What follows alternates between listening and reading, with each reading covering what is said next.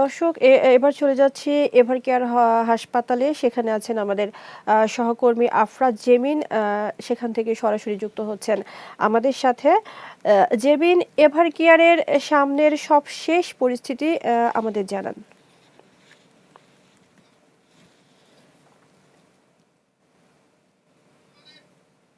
এখন আমরা রয়েছি এভার কেয়ারে। তবে জেমিন, যেটি আমরা জানতে আপনি কি পেরেছি শুনতে যে পাচ্ছেন? সকালেই কিন্তু সকালেই কিন্তু আপনার খালেদা জিয়াকে এখান থেকে সংসদ ভবনে নিয়ে যাওয়া হবে। এখন পর্যন্ত যে পরিস্থিতি রয়েছে, এখানে কিন্তু দলীয় নেতাকর্মীরা কিন্তু এখানে এখনো জড়ো হয়ে আছেন এবং তারা সকাল থেকে কিন্তু এখানে অনেকে অবস্থান করছেন। আমরা যেটি জানতে পেরেছি যে সকালেই কিন্তু এখান থেকে খালেদা জিয়াকে সংসদ ভবনে নিয়ে যাওয়া হবে এবং বাদ জোহর তাকে কিন্তু জানাজা হবে তার 2টার দিকে, এবং জানাজা শেষে সেখান থেকে আপনার জিয়া উদ্যানে কিন্তু শহীদ প্রেসিডেন্ট জিয়াউর রহমানের মাজারের পাশেই কিন্তু তাকে সমাহিত করা হবে যেটি জানতে পেরেছি।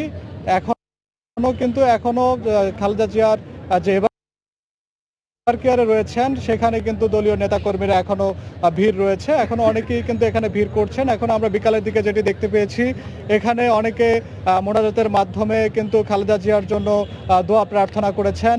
এখনো তারা এই কনকনে শীতের মধ্যে শীত উপেক্ষা করেই কিন্তু তারা এখনো এখানে অবস্থান করছেন।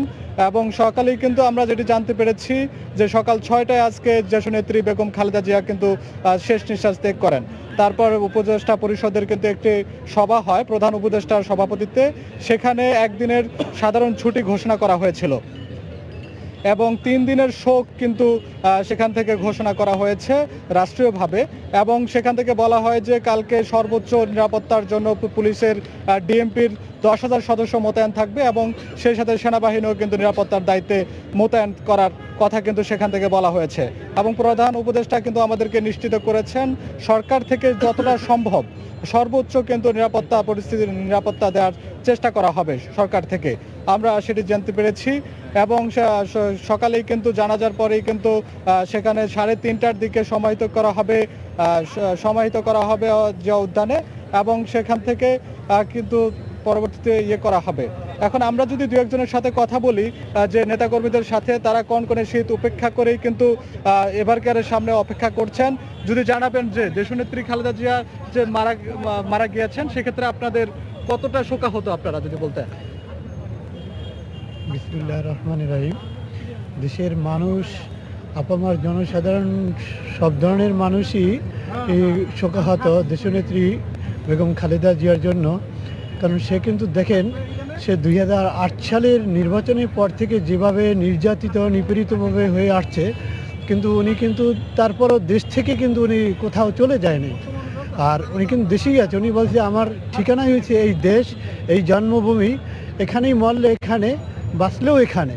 উনি কিন্তু তারপরও উনি জেলে গেছে, হাইটা গেছে, কিন্তু ওনাকে বাহির হইতে হয়েছে কিন্তু আপনার হুইল চেয়ারে হয়ে। জি, ধন্যবাদ আপনাকে। যেমনটি জানাচ্ছিলেন নেতাকর্মীরা, তারা কিন্তু যেটি বলছেন, তিনি বিদেশে যাওয়ার সুযোগ থাকার পরেও তিনি বিদেশে যাননি এবং তিনি আপসীন নেত্রী যাকে বলা হয়, তিনি দেশেই ছিলেন এবং এই দেশের মানুষের কথা ভেবে কিন্তু তিনি দেশের থেকে বাহিরে যাননি এবং নিজের চিকিৎসাও কিন্তু বাহিরে সুযোগ থাকার পরও দেশে চিকিৎসা নিয়েছেন, এমনটি কিন্তু তারা বলছেন নেতাকর্মীদের পক্ষ থেকে। এবং